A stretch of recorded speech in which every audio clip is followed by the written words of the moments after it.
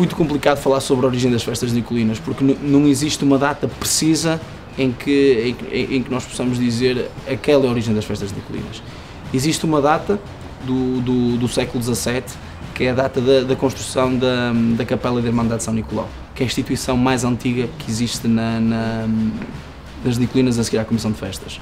Documentado mais ou menos o início desta tradição está ali na capela, na nossa Capela de São Nicolau, que tem lá a pedra fundamental que tem a data de 1662. Sabemos que foi feita uma capela a São Nicolau com a recolha de fundos do culto a São Nicolau, ou seja, isto leva-nos a crer que a tradição das festas nicolinas é anterior a essa data. Depois torna-se também bastante complicado falar sobre a origem das festas nicolinas, porque, na minha opinião, as festas nicolinas, o conceito que hoje em dia temos de festas nicolinas, acaba por não ser o conceito original das festas nicolinas, porque as festas nicolinas acabam por ser uma festa de estudantes que se tornou tradicional em toda a Europa devido ao culto ao São Nicolau. O culto ao São Nicolau vem do facto de São Nicolau ter ressuscitado 3 estudantes que foram escortejados, e depois os estudantes começam a prestar um culto ao São Nicolau. E depois existem também um conjunto de festividades que têm a ver com o solstício de inverno aqui na nossa região, que acabam por ser alojadas às Nicolinas, ou seja, os estudantes, ao mesmo tempo que fazem o seu culto ao São Nicolau, existem outro tipo de festividades nas quais eles participam. E depois, com o passar dos tempos, alguns cultos vão ficando, algumas festividades vão ficando alojadas às Nicolinas, outras não.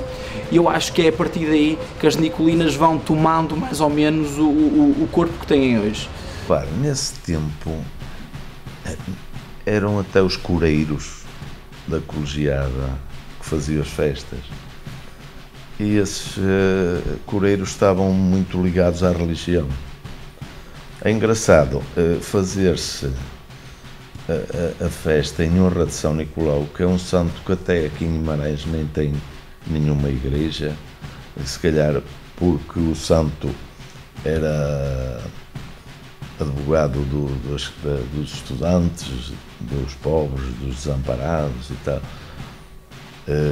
Talvez por isso resolveram construir uma capela e honrá-lo. Portanto, os documentos que temos são precisamente, como eu disse há bocadinho, a pedra fundamental da capela, que tem lá a data em que foi construída.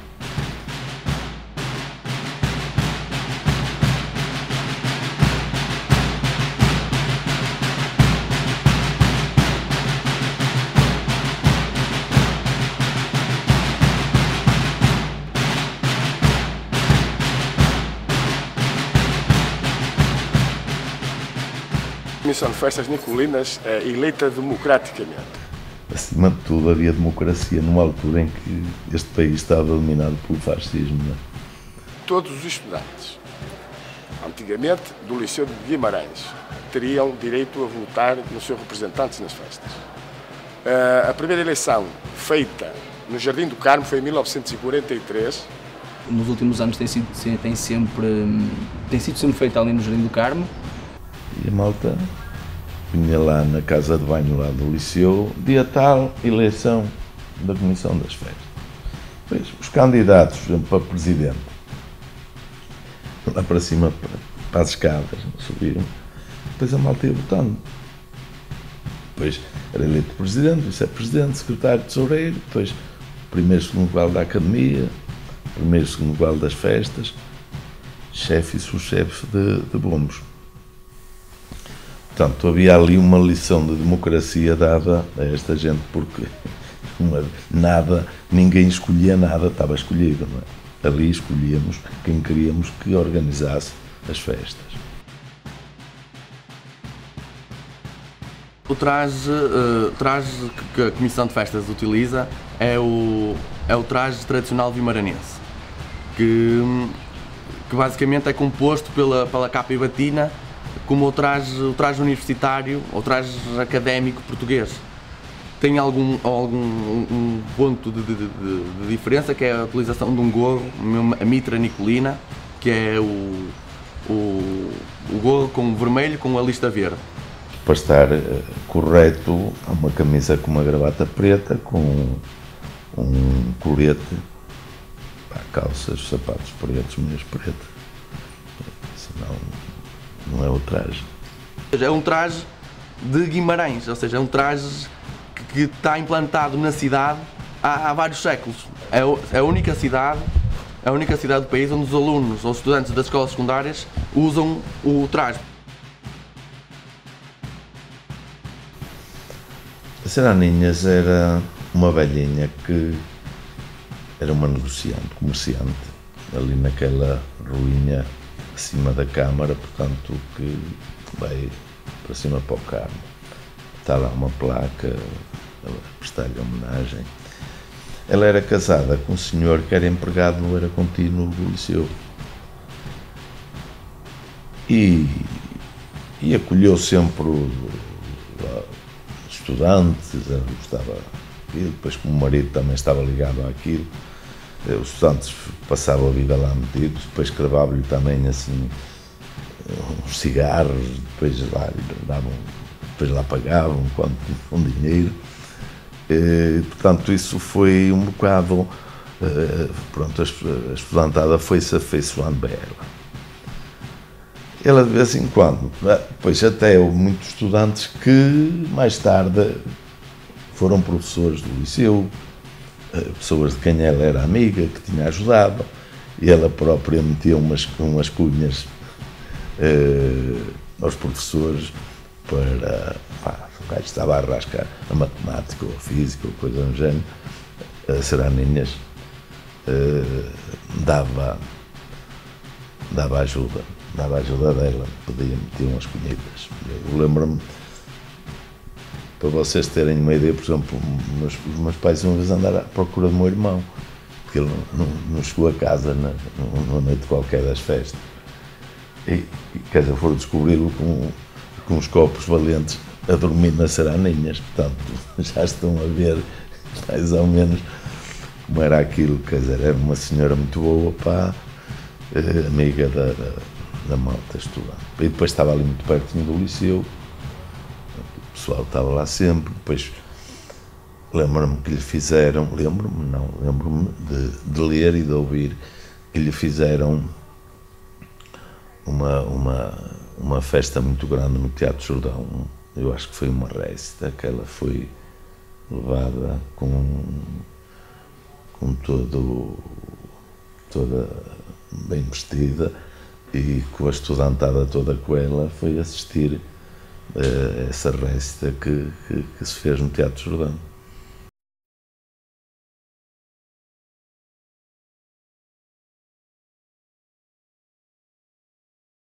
O dia 1 de novembro é a primeira aparição pública da Comissão, ou seja, a Comissão apresenta-se à cidade naquele dia. Reunimos aqui de manhã cedo, nesse dia, a Comissão de Festas, vimos buscar aqui o estandarte da Comissão de Festas e dirigimos-nos diretamente ao cemitério. Para a Comissão, o dia 1 de novembro acaba por ter duas intenções. Uma delas é, a Comissão vai também em cortejo neste caso ao principal cemitério da cidade, que é o cemitério da Autoguia. Lá prestam homenagem em determinadas campas, que a Comissão tem conhecimento que são de nicolinos que já faleceram, e depois essa homenagem traduz-se numa homenagem a todos os nicolinos falecidos, ou seja, tem esta carga simbólica. Portanto, dirigimos à capela principal, fazemos as nossas orações e depois vamos fazer uma visita e prestar uma homenagem a todos os antigos estudantes já falecidos. E depois isto também por tradição, uma tradição em que é naquele dia que a Comissão faz uma prova de vinho doce, depois de ir ao cemitério. Voltámos também todos juntos e havia uma tradição no meu tempo, que era beber um vinho e comer uns figos e umas rolas no percurso da avenida que vai dar ao cemitério. Havia lá uma tasca ou duas que nos serviam e nos ofereciam uns copos de vinho, umas malas de vinho na altura. As moinas realizam-se sempre nos 4 sábados antes do dia do Pinheiro e basicamente consiste em um sítio pré-definido que vai dar uma moina. Chamávamos as moinas, que era normalmente ao sábado e à quarta-feira à tarde. Nós à quarta-feira à tarde não tínhamos aulas. E de maneira que à quarta à tarde e ao sábado à tarde ia-se com a caixa e ia-se às moinas que eram costumeiras. Os estudantes vão até lá a tocar, e lá é dada uma moina, ou seja, os estudantes comem, bebem, confraternizam ali uns com os outros. A família Vaz Vieira e outros, pronto, orientava sempre 2 ou 3 moinas. E depois regressam normalmente ao Largo do Toural, também a tocar o respectivo toque das moinas. E era fixe.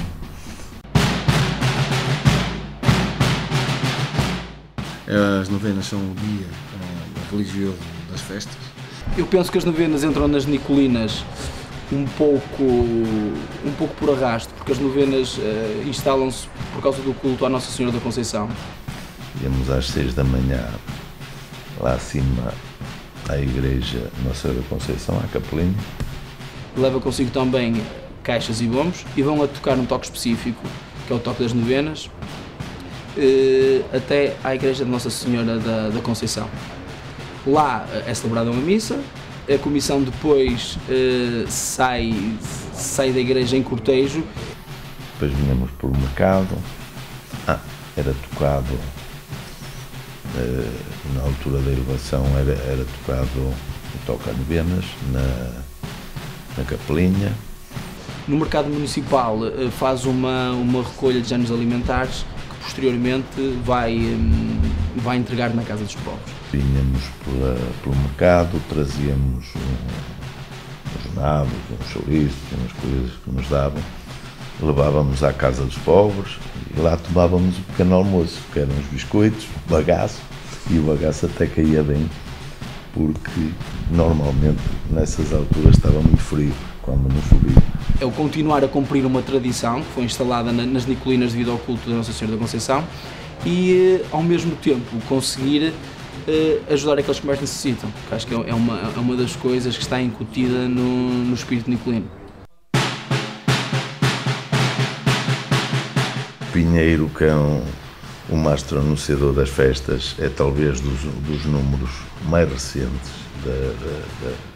das festas. O número do século XIX, século XVIII, não sei precisar, e é um número cuja tradição remonta a tradições mais minhotas, tipicamente minhotas, do que propriamente características das Nicolinas. Antigamente, quando começava uma festa qualquer, alusiva a qualquer santo nas freguesias, nas aldeias, erigia-se um pinheiro, um pau. Como sinal anunciador das festas de quem possa visitar a cidade nessa altura, saber que a cidade está em festa.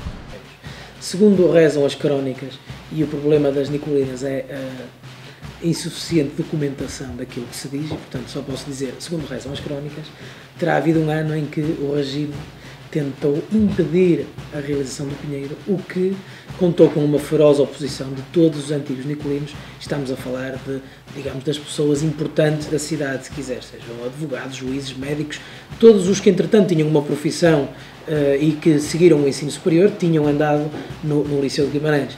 E então era quase impossível, digamos, opor-se a uma cidade em peso. Ou seja, o que dizem as crónicas é exatamente que os velhos tiveram que se impor para impedir a interrupção do Pinheiro e que começa aí a tradição do Pinheiro ser também dos velhos nicolinos. Entrava-se na cidade no dia do Pinheiro, à meia da tarde, depois o pessoal ia recolher umas garrafitas por esses tascos e tal, e por volta das 8 da noite entregávamos as caixas aos velhos e os velhos vinham a tocar a caixa à frente do Pinheiro e os novos não tocavam caixa na noite do Pinheiro. No meu tempo de comissão só podiam tocar bombo e caixa os alunos não, os velhos, digamos, os alunos não podiam tocar na noite do Pinheiro. É uma grande transformação, porque hoje toca toda a gente e não toca só estudantes. Quer dizer, a festa foi foi aberta, digamos, foi-se transformando com a Revolução de 25 de Abril e pronto, toda a gente começou a aderir, toda a gente ia tocar bombo e